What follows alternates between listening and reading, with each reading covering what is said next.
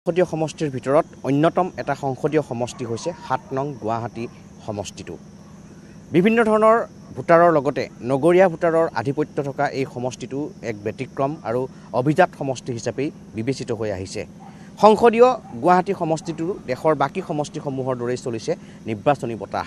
কি বিচাৰে গুৱাহাটীৰ ভোটাৰে? এই সমগ্ৰ তথ্যলৈ আজি আমাৰ ৰাইজৰ ৰায়ত সংসদীয় গুৱাহাটী সমষ্টি।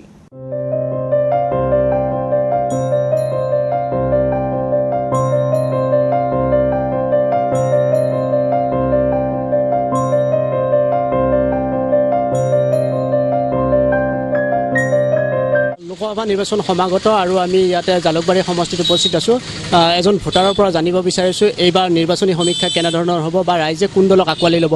দাদা, এইবাৰ নিৰ্বাচন কেনেধৰণৰ হ'ব বা কোন দলৰ চৰকাৰ হোৱাটো বিচাৰে বা কোন প্ৰধানমন্ত্ৰী হোৱাটো বিচাৰে?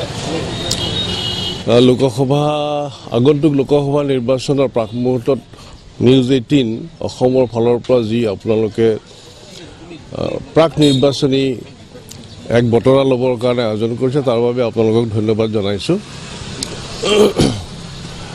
এই নিৰ্বাচনৰ কথাটো এতিয়া ইমান স্পষ্ট হৈ উঠা নাই, কাৰণ ইলেকশ্যন ডিক্লেয়াৰ কৰা আজি মাত্ৰ 2-3 দিন হৈছে।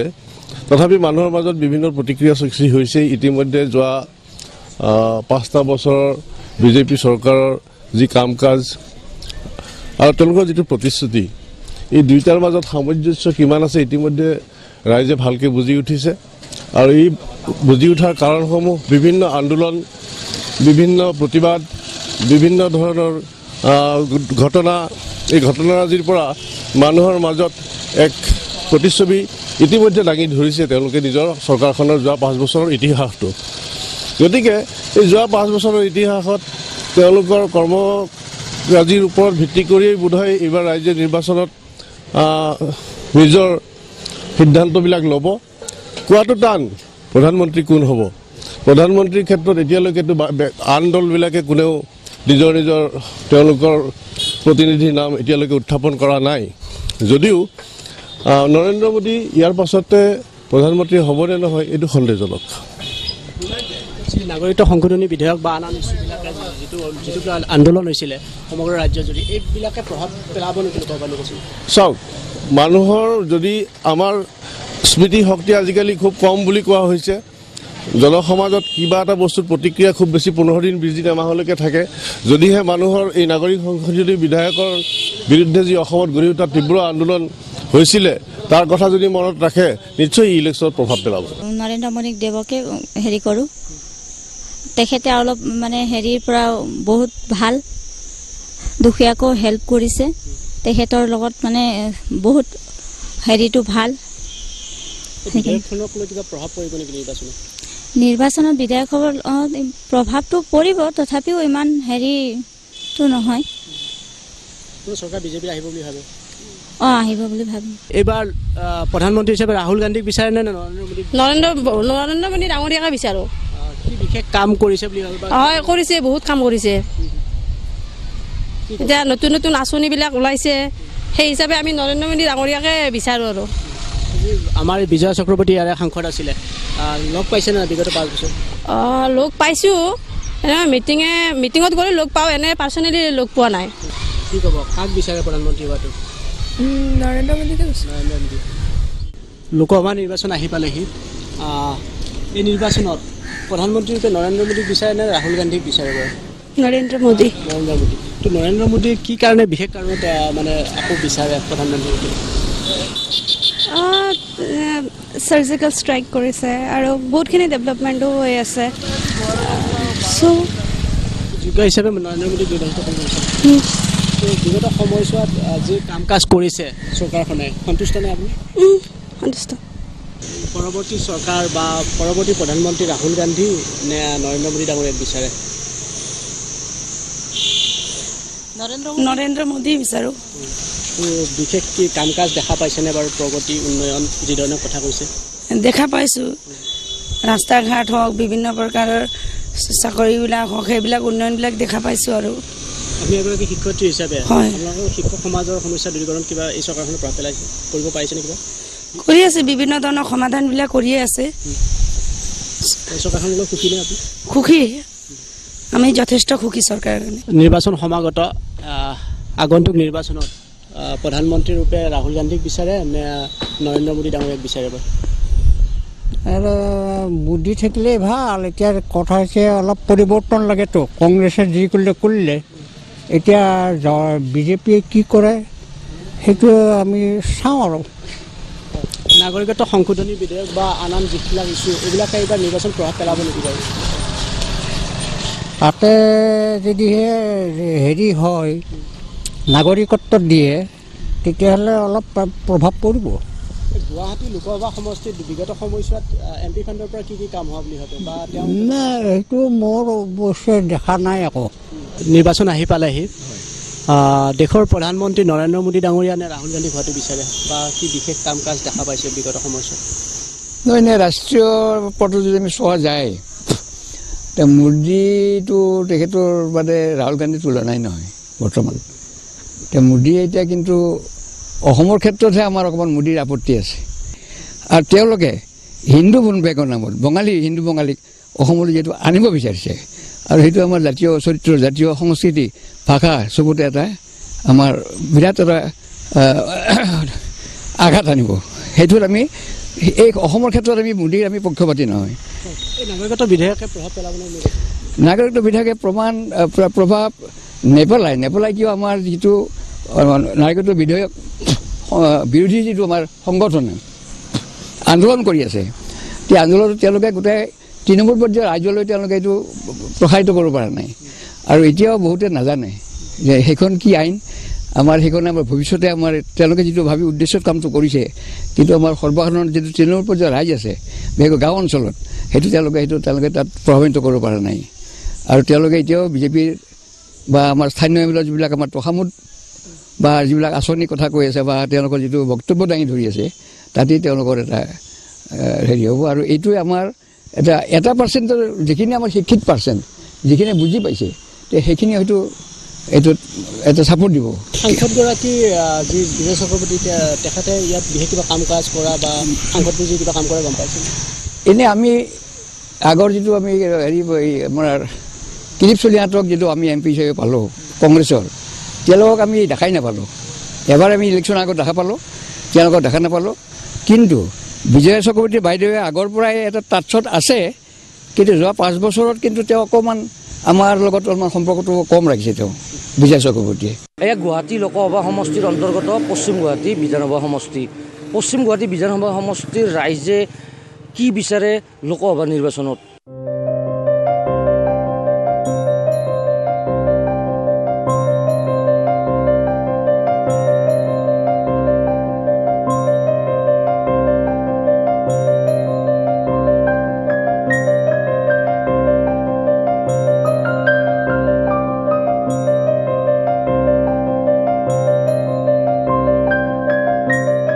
গুৱাহাটী লোকসভা সমষ্টিৰ যিজন সাংসদ আছে, সাংসদজনক লৈ আপুনি সুখী নে? নাই, মই সুখী নহয়। মানে কেনেকুৱা কি কাম কৰিছিল আপুনি? তেখেতে কোনো কামেই নকৰে। তেখেতৰ পেপাৰে পত্ৰই আমি যিটো পাইছোঁ, টিভিত যিটো পাইছোঁ, তেওঁৰ দ্বাৰা কোনো কাম নাই। তেওঁ মুখেৰেহে কাম কৰে, কামত একো নাই। আৰু মানে যিটো লোকসভা ইলেকশ্যন মানে আপুনি কেনেকুৱা কেণ্ডিডেট বিচাৰে, কেনেকুৱা ৰাইজৰ কাম কৰাটো বিচাৰে? যি কেণ্ডিডেট মানে আপোনাৰ যি কেণ্ডিডেটেই নাহক তেওঁলোকে ৰাইজৰ হকে কাম কৰিলে ভাল পাওঁ। কিন্তু গাড়ী নাপালেও তেওঁলোকে ৰাইজৰ কামেই কৰিব। কিন্তু গাড়ীখন পোৱাৰ পিছতে ৰাইজৰ কাম নকৰে, নিজৰ কাম। কাৰ ল'ৰা ছোৱালীক চাকৰি দিব লাগে, নিজৰ কেনেকৈ চাকৰি কৰিব লাগে, নিজে কেনেকৈ টকা ঘটিব লাগে, সেইবিলাকতে ব্যস্ত, ৰাইজৰ কথা বাদ দিয়ে। গতিকে সেইবিলাকৰ লগত মোৰ নিজা কথা, মই সেইবিলাকৰ লগত নাই। কেনেকুৱা কি বিচাৰে আপুনি? কেনেকুৱা কেণ্ডিডেট অহাটো বিচাৰে আৰু কেনেকুৱা কাম কৰিলে আপোনালোক সুখী হ'ব পশ্চিম গুৱাহাটীৰ বাকী? পশ্চিম গুৱাহাটীৰ আমাৰ SGPৰ কামবিলাক যদিও লেহেম গতি, কিন্তু কামবিলাক লেহেম গতি হ'লেও তেওঁলোকে কৰে। কেনেকুৱা যিটো ওপৰৰ পৰা তেওঁ যদি একো নাপায়, তেওঁ সমাজত কি দিব? তেখেতে ফাঁকি দিবৰ বাধ্য। গতিকে মোৰ বিচাৰোঁ, এইটো মোৰ নিজা কথা, মোৰ বিচাৰোঁ পশ্চিম গুৱাহাটী সমষ্টিৰ MLA যিবিলাক কাম কৰি গৈছে, লেহেম গতিত হ'লেও তেওঁ কৰি গৈছে, মই তেওঁক ছাপোৰ্ট দিওঁ। তেনেকুৱা মানুহে লাগে, বুজা মানুহ লাগে। তেওঁ বুজে, তেওঁৰ ওচৰত গ'লে তেওঁ কথা পাতে, কিন্তু বেলেগ এজনৰ ব্যক্তিৰ ওচৰত গ'লে লাইন ল'ব লগা, এনেকুৱা বহুত কথা। এইটো মোৰ নিজা কথা। সাংসদ বিজয় চক্ৰৱৰ্তীক কেতিয়াবা লগ পাইছিল নে? নাই নাই, মই পোৱা নাই। মানে কেতিয়া আহে সমষ্টিত? মই দেখাই নাই তেওঁ। তেখেত পেপাৰৰ পত্ৰৰ কথাই মই কৈছোঁ। পেপাৰত দেখিছোঁ গুৱাহাটীত এনেকুৱা কৰিছে। ৰাস্তা ঘাটৰ সামান্য তেওঁ মহিলাসকলে তেওঁক মানে আবদ্ধ কৰিছে যে এইটো কাম কৰি দিব লাগে, আপুনি 7 দিনৰ ভিতৰত কৰি দিম বুলি কৈছে। ৰাস্তা ঘাট, পানী, কিবা কিবি বহু। গতিকে তেওঁ এভৰি ছাইড ফেইলৰ মোৰ বিচাৰত। কাৰণ পেপাৰে পত্ৰই পাইছোঁ আৰু টিভিত পাইছোঁ, গতিকে সেই হিচাপতে মই কৈছোঁ। গুৱাহাটী লোকসভা সমষ্টিৰ যিজন সাংসদ আছে, সাংসদজনক লৈ সুখী নে আপোনালোক? মই লোকসভা আমাৰ মাননীয় বিজয় চক্ৰৱৰ্তী বাইদেউ আমাৰ গুৱাহাটী সমষ্টিৰ তেখেত প্ৰাৰ্থী আছিলে।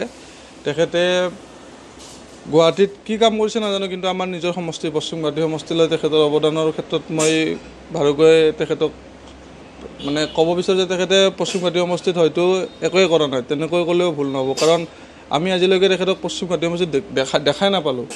কাৰণ তেখেতে, মই গৈছোঁ জালুকবাৰী সমষ্টিত গৈছোঁ, জালুকবাৰী সমষ্টিত বহুত ঠাইত তেখেতে বহুত কাম কৰিছে মই দেখিছোঁ। কিন্তু আমাৰ দুৰ্ভাগ্য বুলিয়ে কওঁ নে কি নাজানো, কিন্তু আমাৰ পশ্চিম গুৱাহাটী যিটো সমষ্টি, সেই সমষ্টিত তেখেতৰ অৱদান একেবাৰে নিকৃষ্টমানৰ। কাৰণ তেখেতে বহুত আশা দি গৈছিল ইলেকশ্যনৰ আগত, যোৱা যিটো ইলেকশ্যন হৈছিলে তেখেতে বহুত আশা দি গৈছিলে। সেই আশাত ৰাইজে তেখেতক বিপুল ভোট দিলে, দি জিকালে, কিন্তু তেখেতে যিখিনি কৰিব লাগিছিল তেখেতে কিন্তু আমাৰ সমষ্টিত কৰা নাই।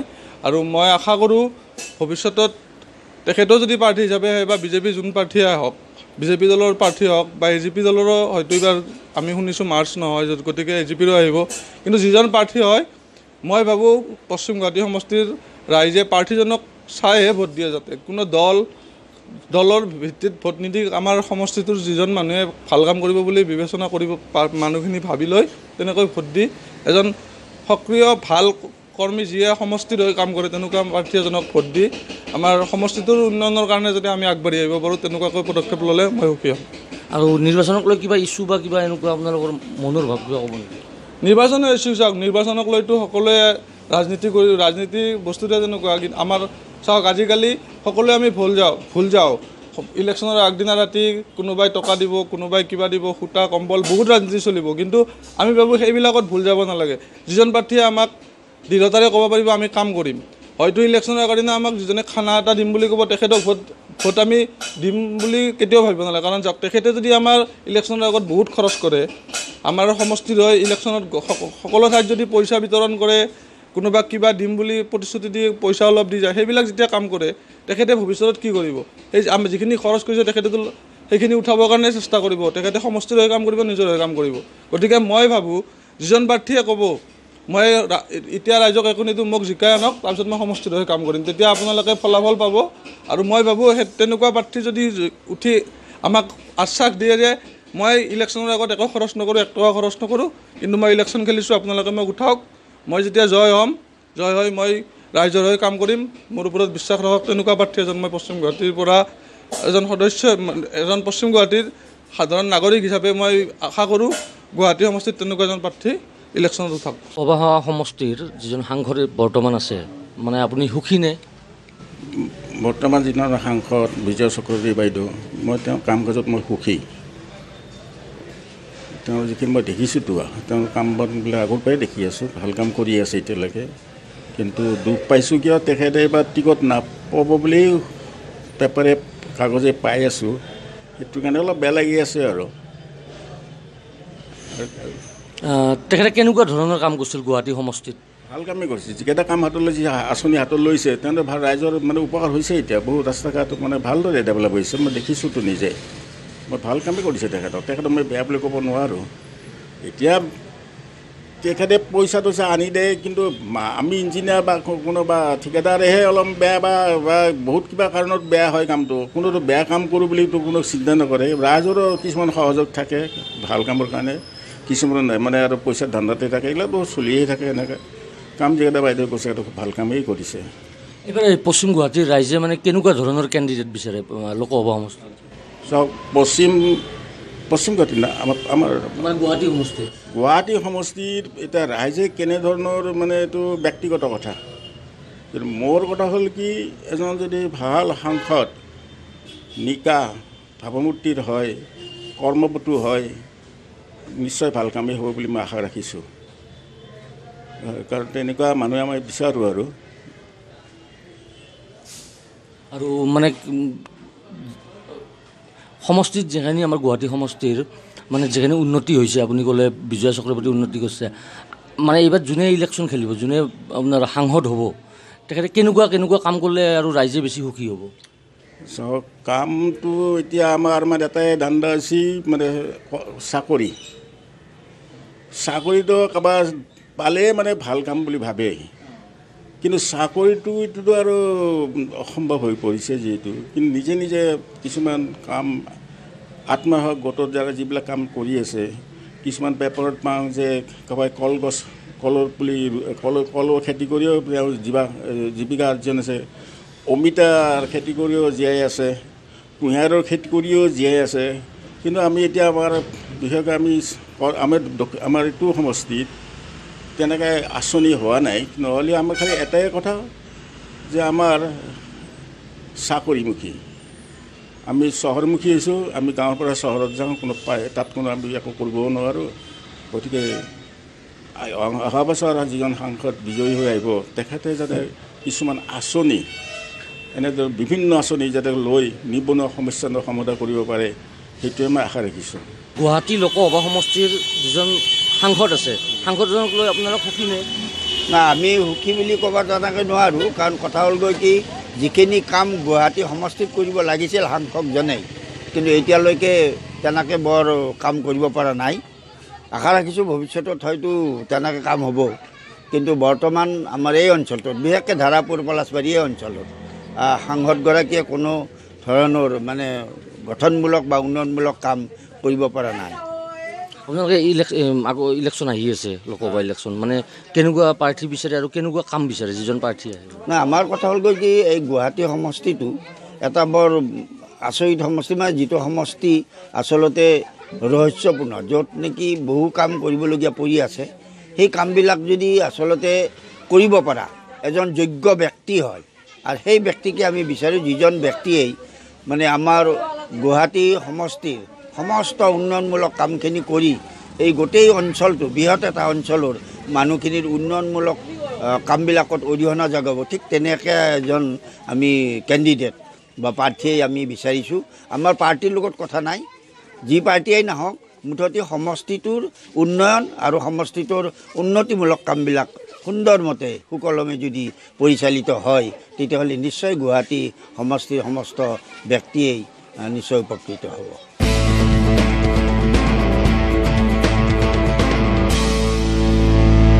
India